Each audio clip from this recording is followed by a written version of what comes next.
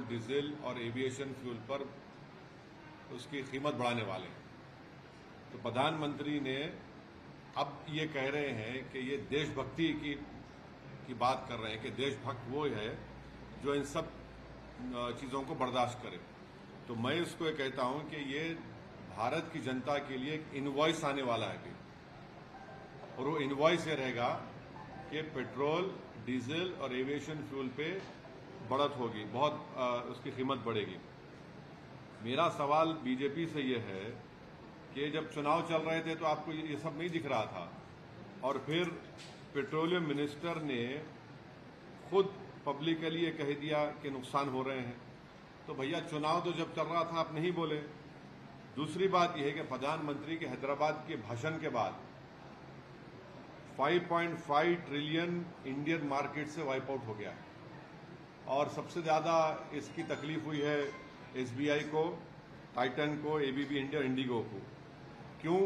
क्योंकि अब आप देखेंगे आने वाले दिनों में ये ऑयल पर कीमतें बढ़ेंगी। दूसरा ये है कि जब आप इतना बर्दाश्त किए, अब क्यों नहीं बर्दाश्त करते? अब तो वेस्ट एशिया में जंग तो खत्म होने वाली है, बिल्कुल सीज के करीब हो चुकी है। अब प्रधानमंत्री को क्यों ख्याल आ रहा है ये? तीसरी बात यह है कि अगर पेट्रोल, डीजल पर कीमतें बढ़ेगी तो इससे गरीब, खासतौर से गरीब आदमी पर बहुत बड़ा बोझ पड़ने वाला है। ट्रांसपोर्टेशन कॉस्ट बढ़ जाएंगे और इससे इन्फ्लेशन बढ़ेगा।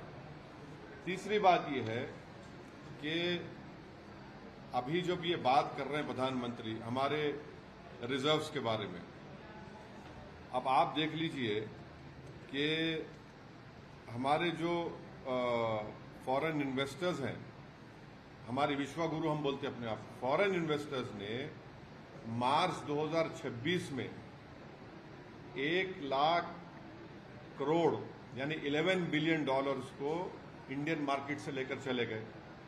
अब ये पैसा इसलिए निकाल रहे हैं कि ये भारत से मोहब्बत करते, ये इसलिए निकाल रहे हैं कि मोदी गवर्नमेंट इस बात को मानने को तैयार नहीं है कि हमारी माइक्रो इकोनॉमिक्स ब्लीड हो रही है। और उसी में आप देख लीजिए कि ये विश्वगुरु की इकोनॉमी नहीं है, ये इकोनॉमी जो है वर्स्ट परफॉर्मिंग करेंसी है इमर्जिंग मार्केट्स में। हमारी इमर्जिंग मार्केट्स 2026 में हमारी वर्स्ट परफॉर्मिंग करेंसी है, और हमने 38 बिलियन डॉलर्स ऑफ रिजर्व्स को हमने 90 दिन में उसको इस्तेमाल किया है। तो इसी वजह से एक अंग्रेजी की कहावत है इकोनॉमिक्स लैंग्वेज में कि the foreign investors are voting with their feet to the tune of 11 billion in 1 month. माने ये लोग जो है 1 लाख करोड़, उसको आप कन्वर्ट करेंगे रुपीज से डॉलर में तो 11 बिलियन उन्होंने ये किया। ये ईरान वॉर ने नहीं किया, ये ईरान अमेरिका की वॉर ने इसको एक्सपोज कर दिया है। अब इसका एक और वजह यह है क्योंकि हमने ट्रंप को ये कह दिया है कि हम 500 बिलियन डॉलर का जो भी है उनसे सामान खरीदेंगे।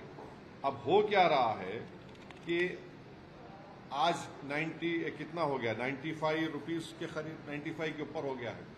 तो अब जब हमने ट्रेड डील साइन किया यूएस से, हमारे यूएस से एक्सपोर्ट्स है 2025 में 39 बिलियन। अब क्योंकि अब 261 बिलियन नेक्स्ट 5 इयर्स में करना है, बादशाह सलामत को हमने, जो ट्रंप आजकल अपने आप को शाहजहां, जहांगीर बने हुए हैं, तो ये 239 बिलियन का गैप इस डील में है।